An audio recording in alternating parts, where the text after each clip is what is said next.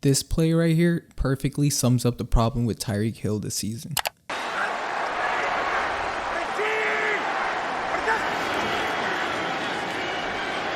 Tua deep over the middle, too high, and Tyreek Hill was open. Tyreek Hill was wide open and Tua missed him. Did you catch that? Hill explodes off the line with that trademark lightning quick first step, creates instant separation, and yet he comes up about 8 inches short of a ball sailing over his head. How about this play right here? This one is about 5 inches too short. Tyreek Hill is wide open, the coverage is beat, but Tua just can't connect. Even on the plays where he does connect, such as this one. On 3rd down and long, Tua taking a deep shot, throwing it down the field for Hill, and he makes the adjustment and the catch. It's still off. What should have been a 70-yard touchdown gets cut down to 47 because the pass dies short.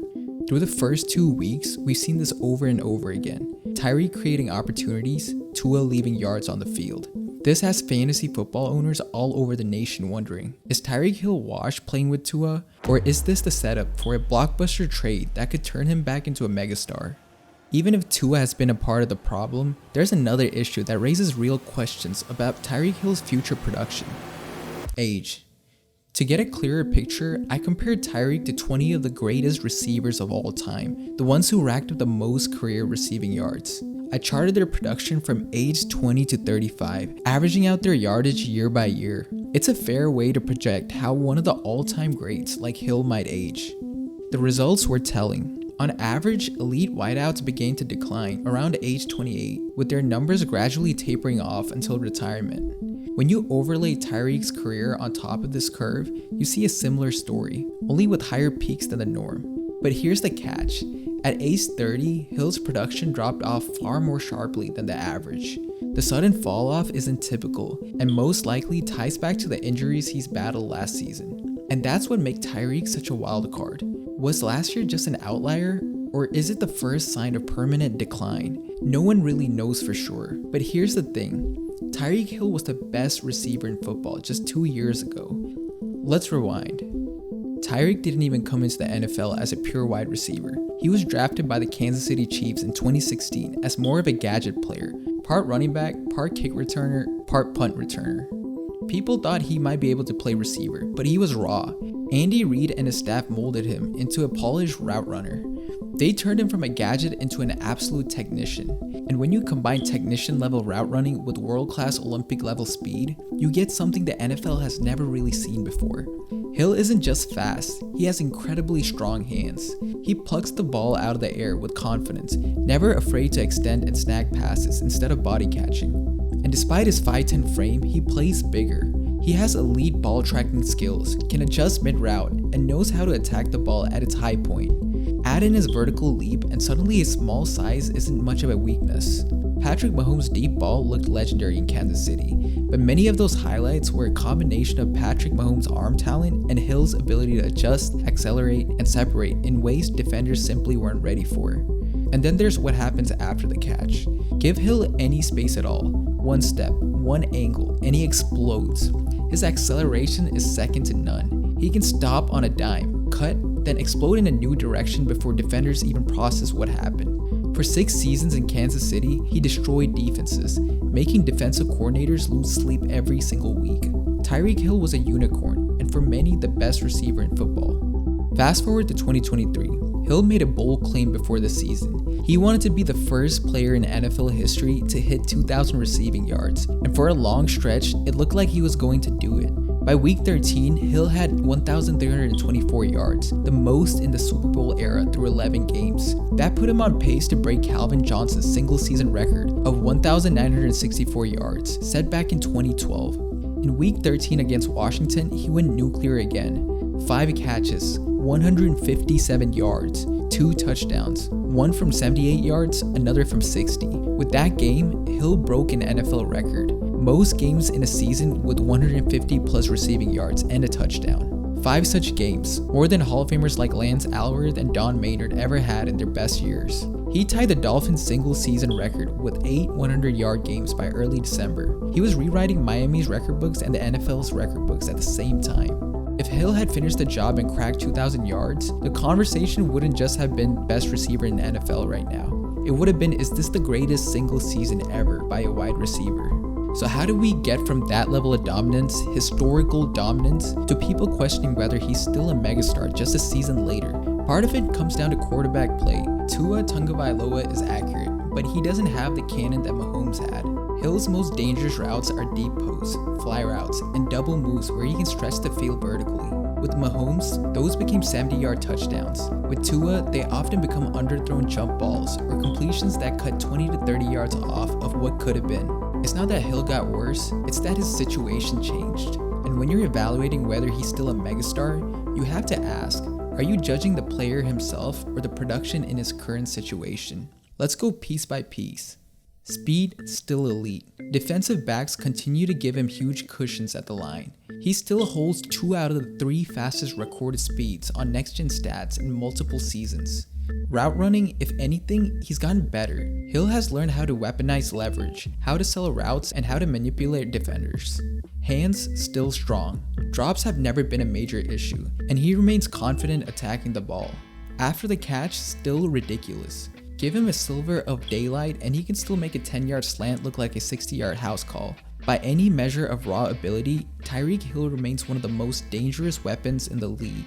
Here's where the debate heats up.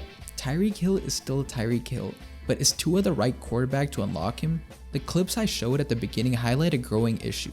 Tua's deep ball doesn't always connect with Hill. Sometimes he overthrows, sometimes he underthrows, and those plays matter because for Tyreek, one missed deep ball can be the difference between a good stat line and a legendary one. That leads to perception. Fantasy owners see fewer 70-yard touchdowns. Analysts see fewer wow plays than in Kansas City. And the question starts to form. Is Tyreek slipping, or is he just being capped by his quarterback's arm talent? Think about other great receivers who had QB changes. Randy Moss with Tom Brady, record-breaking. Randy Moss with the Raiders, forgotten. DeAndre Hopkins with Deshaun Watson, dominant. Hopkins with Ryan Fitzpatrick and Brian Hoyer, still good, but not nearly as feared. Wide receivers are dependent on their quarterbacks. Even the best ones can't throw the ball to themselves. Tyreek Hill is in the same conversation. His talent didn't just vanish overnight. His highlights just depend on whether the quarterback can unlock the full package. Could Tyreek Hill be traded? Now here's where things get very interesting. Because when we talk about whether Tyreek Hill is still a megastar, we also need to ask, will he even finish the season with the Dolphins? The whispers are getting louder. After Miami's rough start, rumors started swirling that Hill could be on the trade block, and of course, the first team's fans pointed to was Kansas City. A reunion with Patrick Mahomes feels like a football destiny, right? But according to Diana Rossini of The Athletic, Chiefs GM Brett Vyncke isn't biting. Kansas City has struggled offensively this year, sitting at 0-2 for the first time in Mahomes' career. But their plan is to get rookie Xavier Worthy and Rashee Rice back on the field, not to pick up the phone for Hill. Translation, Hill to Kansas City isn't happening, at least not right now. But that doesn't mean Hill isn't on the market. In fact, one proposal that keeps floating around is a deal sending him to the Pittsburgh Steelers for a second-round pick. On paper, that feels like a light return for one of the most dynamic receivers of all time. But when you peel back the layers, it actually makes some sense. Hill's contract balloons to over $30 million annually on the back end. He's 31 years old, coming off a year where he saw a huge fall off in production. Miami has to make tough decisions soon on Tua, Jalen Waddle, and even Mike McDaniel. They can't pay everybody. So the idea is that Miami could sell high. Hill's still producing at a top tier level, but if you wait another year and the decline starts, suddenly you're stuck paying $30 million a year for a guy who isn't quite the same. For the Steelers, meanwhile, it's classic Pittsburgh. They take on a big contract, give their quarterback a superstar target, and push all their chips for a playoff run. And then there's Hill himself. At a press conference earlier this season, Hill was asked about the fact that he hadn't caught a pass over 30 years in more than a year. His reaction? Laughing. Then saying, "You're trying to piss me off today with that one, huh? I don't know, bruh. I love my job. It'll come. Sometime, I hope." That's not exactly the response of a player totally satisfied with the situation. It sounded a lot more like the start of the same storyline we saw with Devontae Adams in Vegas. Elite wideout, elite talent, stuck in an offense that isn't giving him the deep shots he lived for. If Miami keeps losing, if the explosive plays don't come back, and if the frustration keep bubbling, Hill could absolutely be the next big name wideout to get shipped out mid-season. So let's play the hypotheticals. Even if the Chiefs say no now, Imagine Hill back with Patrick Mahomes. The last time we saw that combo, Hill went for 1,239 yards and 9 touchdowns in 2021. And that was with Travis Kelce also, commanding a huge volume. But Hill back in Andy Reid's scheme today, and you're instantly restoring one of the most feared connections in NFL history. The Chiefs' offensive struggles solved overnight. If he went to the Steelers, Hill's presence could completely transform that offense. Him and Rodgers would be a force to reckon with, as defenses would have to respect the deep threat on every snap, opening lanes for DK Metcalf and everyone else on that team. The Steelers' identity has always been defense first, but with Hill and Rodgers, they suddenly have a game breaker that can flip the scoreboard in seconds. Would his raw numbers match his Miami or Kansas City peak? Probably not, but his impact would still be massive, forcing defenses into too high shells, freeing up everyone else, and giving Pittsburgh the kind of star power they've lacked since Antonio Brown's prime.